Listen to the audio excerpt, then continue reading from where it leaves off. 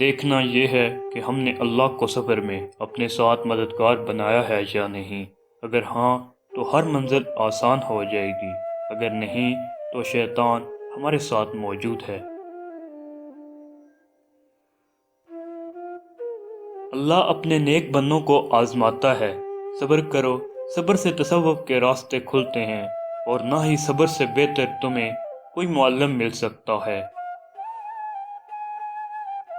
اللہ اپنی زمین کا وارث اپنے صالح بندوں کو ہی بنائے گا، یہ اللہ کا وعدہ ہے۔ ایمان ہماری امید ہے، اور وطن سے محبت ایمان کا جز ہے۔ ظالم چاہے اپنا کتنا ہی زور لگا لے، بدنما داغ کی طرح مٹ جائے گا۔ دو چیزیں دنیا اور آخرت میں رسوا کرتی ہیں، ظلم اور زیادتی۔ ایمان کی طاقت جس کے دل میں موجود ہو، وہ چاہے کسی بھی مشکل سے گھر جائے، ایمان اسے ہمیشہ ثابت قدم رکھتا ہے۔ بعض اوقات جال بچھانے والے جیت کر بھی بازی ہار جاتے ہیں۔ صبر میں انسان کی پہچان ہو جاتی ہے، اور اس کے ارادے آشکار ہو جاتے ہیں۔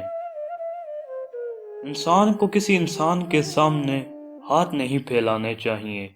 اگر تمہیں کچھ مانگنا ہی ہے تو اس کے لیے تمہیں اپنے رب کریم سے لو لگانی پڑے گی۔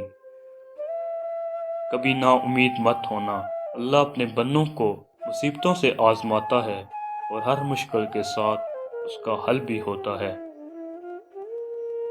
اگر تم سیدھے راستے سے بھٹکو گے تو قدم قدم پر تمہیں زخم ملیں گے۔ اندھیرے میں کامیابی کے حصول تک راستے کی تلاش کی کوشش میں رہنا، اور اس ذات پر یقین رکھنا ہی مومن کی نشانی ہے۔ ایک بات یاد رکھنا، اپنا راز اپنے سینے میں محفوظ رکھو گے تو خود بھی چین سے رہو گے، اور تمہارا راز بھی محفوظ رہے گا۔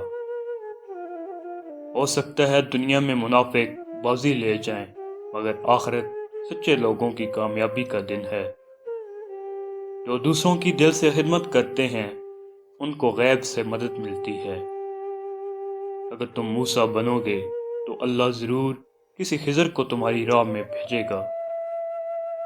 انسان کی تقدیر کا تعین اس کی کاوشوں سے ہوتا ہے۔